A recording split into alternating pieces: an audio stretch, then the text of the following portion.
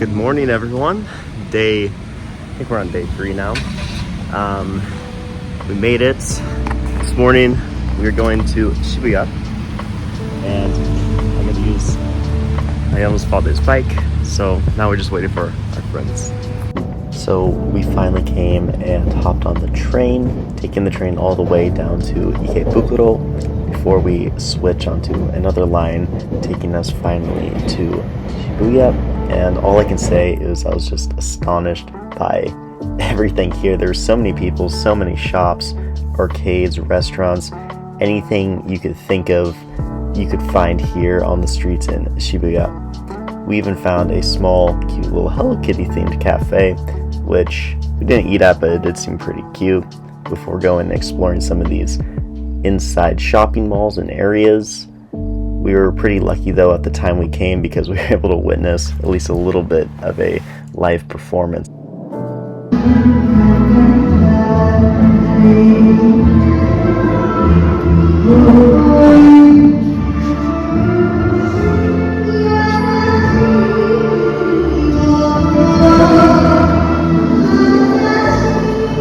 Afterwards, we went and got a quick bite to eat before making our trip going back home. On our walk home from the station, I saw this really pretty sunset, so wanted to share it with you guys. But we had to get home to go to bed early because we had a train to catch very early the next morning.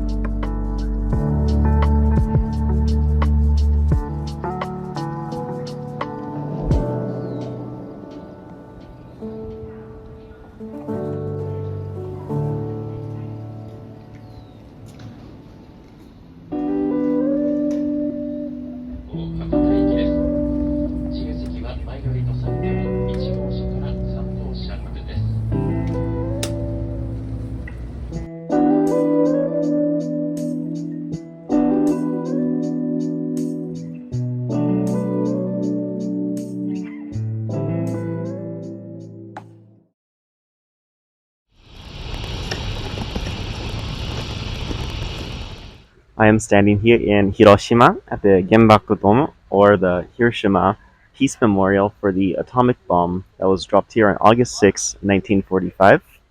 Due to the efforts of the people and the city, they have perfectly preserved this building to remain the same as just when the bomb had dropped. This is the last standing building, and very weird energy here.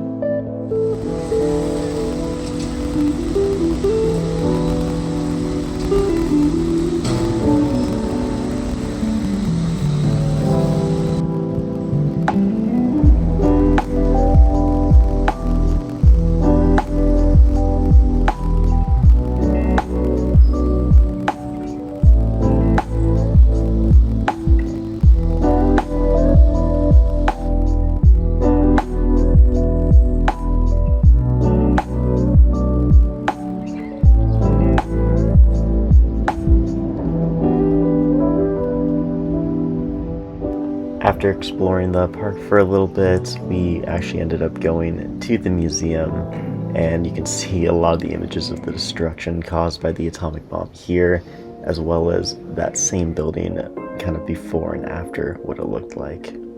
Okay, we just went through the atomic bomb museum, and that was definitely an experience. It was 200 yen to enter.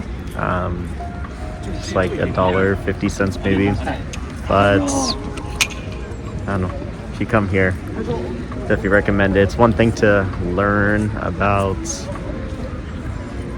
the atomic bomb, it's another thing to just, I guess, see its effects. So afterwards we hit the streets a little bit to check out just some of the shops and alleyways, which was pretty fun, before eventually heading onto our train to our next location.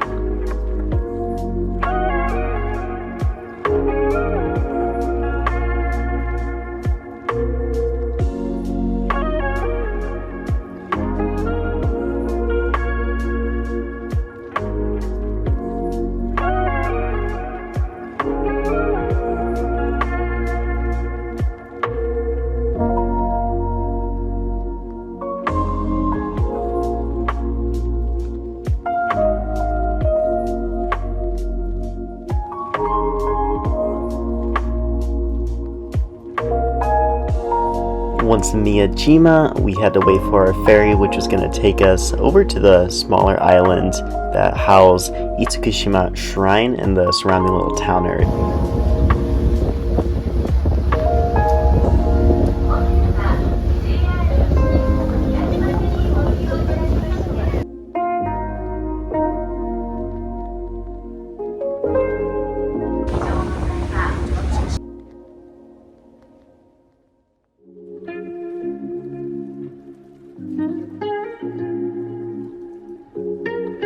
Once we arrived, this town was absolutely adorable. I 100% recommend it. I think everyone should go here. It was so cute, and there's these super friendly little deers standing all over the place. We headed over to the shrine area too, which was pretty nice, but we never actually ended up going in. Since we were in the area, we might as well try some famous cuisine of the area, so we tried some okonomiyaki, which was amazing.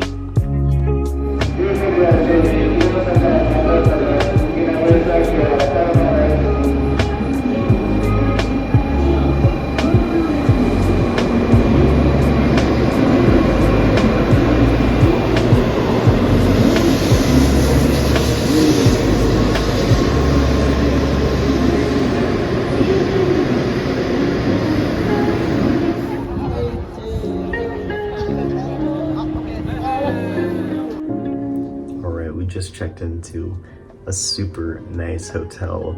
It's Hotel Hankyu International in Osaka. Probably one of the nicer, not one of the nicest hotels I've been in. And just gonna give it a little bit of a tour because it's pretty big, despite being in such a crowded city.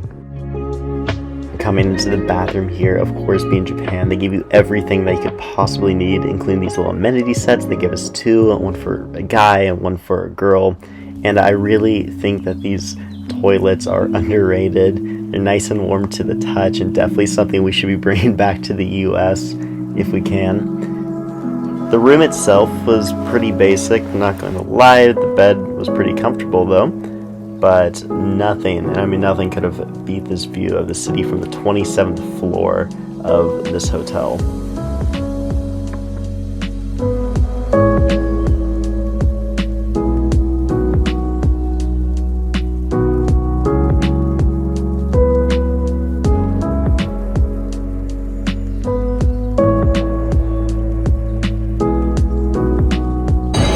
Okay, we've arrived at Universal Studios Japan. It's been a lot of fun here at the Yano. How do you like it so far? I love it. She loves it. It's a lot of fun. A lot of fun. Pretty crowded, but not as bad as Orlando Parkway. Going to Universal Studios Japan was honestly so much fun and laid out pretty similar to the ones that we have in America. We headed over to Hogsmeade, and of course there we had to buy some robes. You know, we're adorable. Before going and getting some food at the Three Broomsticks, we sat outside and we had a great view of the castle. Afterwards, we decided to ride just a couple more rides before it was our turn to go to Super Nintendo World.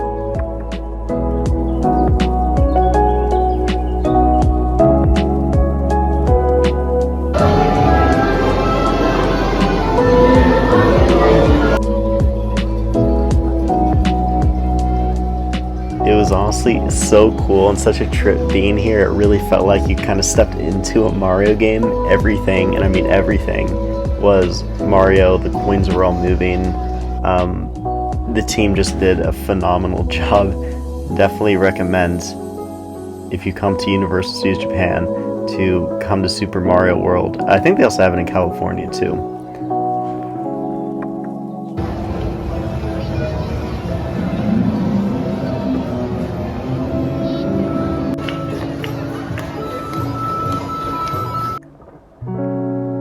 While being there, of course, we had to get some more merchandise, so we got these hats and headbands before trying some of the rides.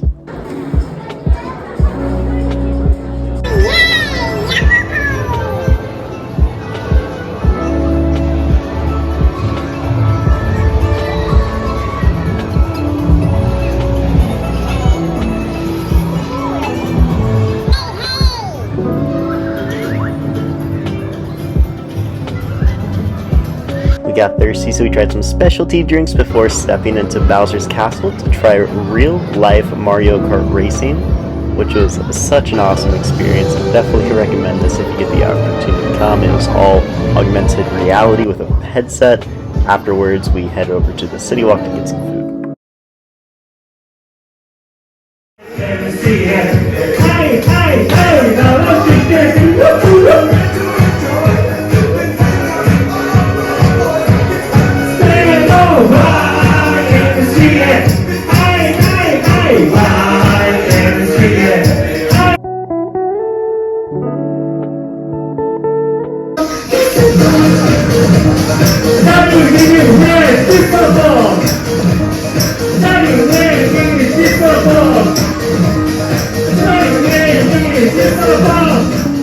So that will conclude the first part of our Kansai trip. It was pretty fun to make. I tried a little bit different style this time, but I'll try not to pan the camera so much, as editing this I can see you might get a little dizzy.